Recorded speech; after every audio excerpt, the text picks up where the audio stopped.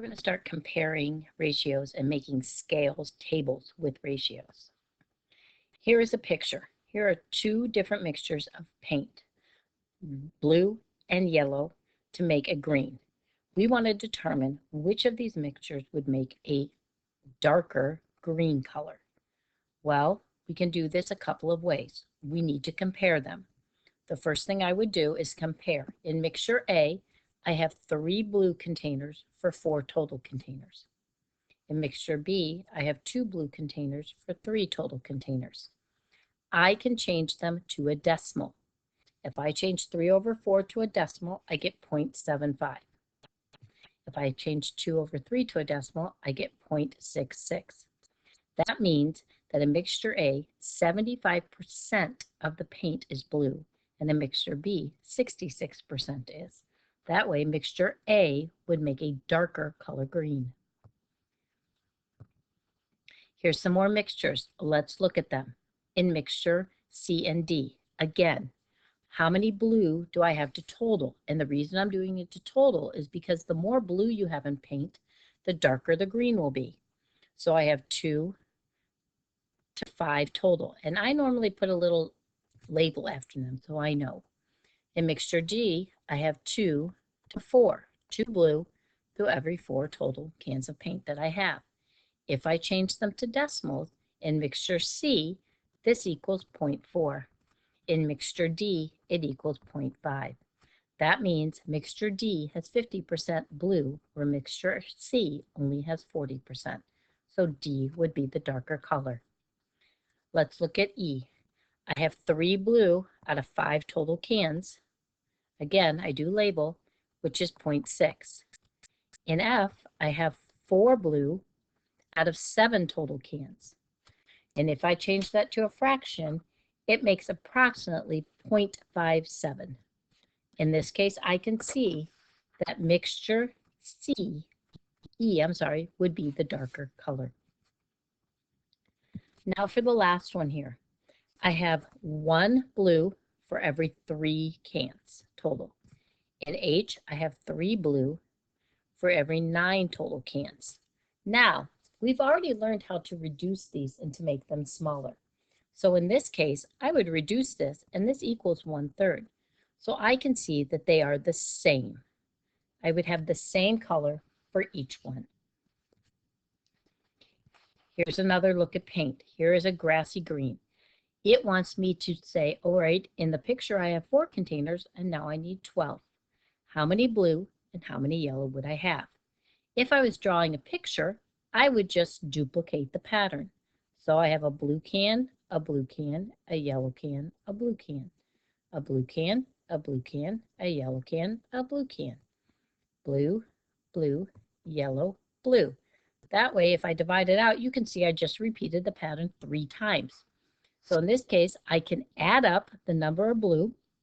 So I would have 9 blue cans and 3 yellow cans to make the mixture of grassy green. Here's another one, grazy green. Draw a set of containers that can be used to create a larger batch. Well, let's say I wanted the batch to be 6 cans. I could draw out 6 spots and repeat the pattern. Blue, blue, yellow, blue, blue, yellow. That means I have 4 cans of blue for every 2 cans of yellow paint. The next one is a turtle green color. Again, what do I make a larger batch of? In this case, I'm going to use 10 because there's 5 in the original, and I really want to have a multiple of 5, which is 10.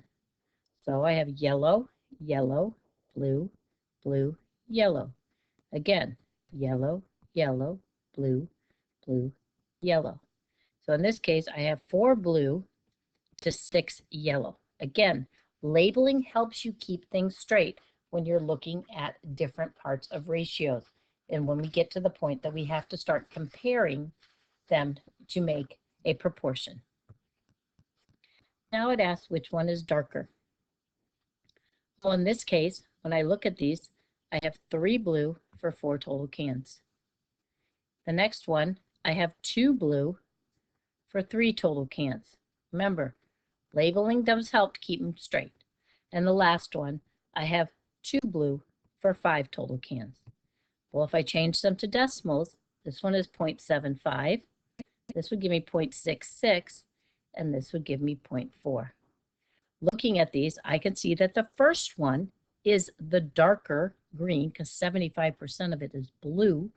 So that is your grassy green if I go back to my names. The second one would be the 0.66 or 66%, which is grazy. I think that was the grazing green. And the last one is the turtle green. Those would give me the darkest to lightest color of green. Now here's another one. What strategy do we use? We've been practicing the decimal strategy. So for 4 blue, I have 7 total cans of paint. And this one I have 3 blue for 5 total cans of paint. What do those become as decimals? Well, 4 divided by 7, remember top divided by bottom is 0.57, and 3 divided by 5 is 0.6. So that means the darker color would be Y because it has more blue paint. Now let's look at these if we investigate them as tables. So here is a table of containers. Here we see in the pattern that we have 4 blue to a total of 8 cans. You can see that in your table. Now, there are a number of ways we can do this. We can look for patterns, or we can use something that's called cross multiple. In this case, I can see that 4 times 2 gave me 8. So I know I multiplied the blue by 2 to get the total number of cans. So in this case, I could just fill this out and say, all right, 3 times 2 is 6, 8 times 2 is 16, 25 times 2 is 50, and 100 times 2 is 400. But I have to go the back way. So I would have to divide by 2 if I had the total to go backwards. And 2 divided by 2 is 1, and 74 divided by 2 is 37. That is when you see a pattern, you can use that method. You will not always see a pattern, oops, sorry about that, when filling these out. So sometimes we will have to use what's called cross multiply, and we will figure that out in a moment. Here's another one, completing the ratio table. Do you see a pattern here between the blue and the yellow? I have 6 blue cans and 3 yellow. Well, if I look at 6 over 3, I can tell you that I did 6 divided by 2 to give me 3. That way, I can divide them all by 2. So 10 divided by 2 is 5, 90 divided by 2 is 45, and 2 divided by 2 is 1. Now go backwards. To go from yellow to blue, I have to multiply by 2. So 1.5 times 2 is 3, and 15 times 2 is 30. But what do you do with that n? When you see an n, that wants to know what was your pattern. What did you do to solve? Well, in this case, I took whatever blue was and divided it by 2. So to find out the number of yellows, you would take n and divide it by 2. So whatever I give you for blue, if you divide it by 2, you would find out yellows. Here's another one. Miss Chang is a band director. After the car wash, she wants to feed pizza to the kids. Well, last year, 20 people ate 8 pizzas. I want to know how many to feed for 2. Well, I'm not sure if there's a pattern or not. I think there might be, but if I'm not sure, I can do what's called cross multiply and divide by the lonely guy. So if I take the ratio that I have, 20 over 8, and I also know that the other people, I have 15. If I'm looking just at this square right here, if I wanted to cross multiply and divide by the lonely guy, I would cross multiply by taking 15 times 8. So in your calculator right now, go ahead, do 15 times 8 and see what you get. Then I would divide that by 20. So if I take 15 times 8, I get 120. So this equals 120. Dividing that by 20, I'm going to find out that the number is going to be 6. That means I took cross multiplied 15 by 8 and divided by the lonely guy. And my lonely guy here was 20 because I didn't have anything across from him. So I would say that this number is 6. Well, I may be a little more sure about my pattern, but I'm not 100%. I can do it again. I have 10 over I don't know what. That's my big question mark. Has to equal 15 over 6. Again, cross multiply. 10 times 6 is 60. Divide it by the lonely guy. Well, 60 divided by 15 would give me 4. Now I can start to see, yes, I do have a pattern. As people increase by 5, pizzas increase by 2. So 2 pizzas would have fed 5 people.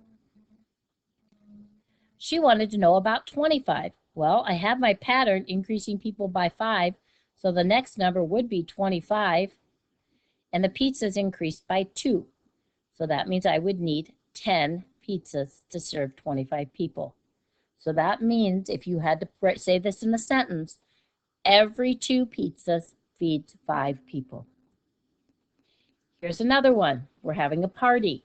We know that 12 people drank 12 pints of juice. I want to know how many people will drink 1.5 pints of juice. Well, I can look for patterns, or I can just start solving using cross multiplying and dividing by the lonely guy. Well, the ratio, remember ratios and fractions are similar, but a ratio is a comparison of 2 things. The ratio that they give me is 16 divided by 12.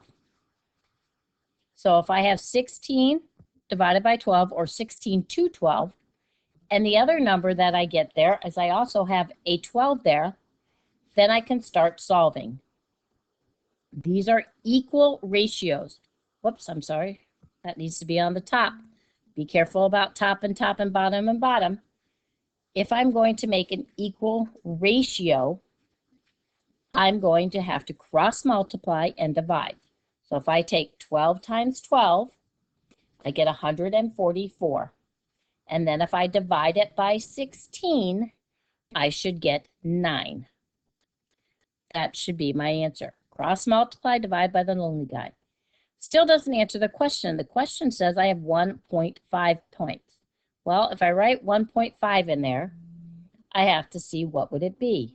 Again, cross multiply and divide. So I have 12 over 9 as one of my ratios and something over 1.5. Cross multiply 1.5 times 12 and divide by that lonely guy of 9, you're going to find that 1.5 pints of juice serve 2 people. That would be your answer. The next one wants to know, if I had 21 pints, could I serve 28? Again, we can use where we started. We had 16 people drink 12 pints. We want to know if that equals the same thing. Does 28 people serve 21 pints? So if I cross multiply, if I multiply 16 by 21 and multiply 12 by 28, do they equal each other? That's what I really want to know. Do I get the exact same answer? And the answer is yes, I would get the same answer. They do equal. Now let's do another one with our chart. Here we want to complete a chart to see what we have when it comes to paint. Well, we see the paint that they gave us. They gave us 2 blue and 4 yellow. I need to figure out, what do I do if I have 9 containers? Because in my example there are 6 containers. What happens if I have 9 of them? How much of each color would I need? So the first thing I would do is start making my ratios to determine what will they be. Well, let's see. I have 2 blue for 6 total cans. How much blue would I have for 9 total cans? That's really what I want to know. And if I want to complete the table, I can say 2 blue is to 6 total, where 9 total gives me how much? Again, cross multiply and divide by the lonely guy. I would multiply the 2 times 9 to get 18 and divide by the 6 to see that it's 3. See if you can complete the rest of the table using that method. You can put any total number you want. Let's say your next total number is going to be 15. Cross multiply and divide and see if you complete the whole table.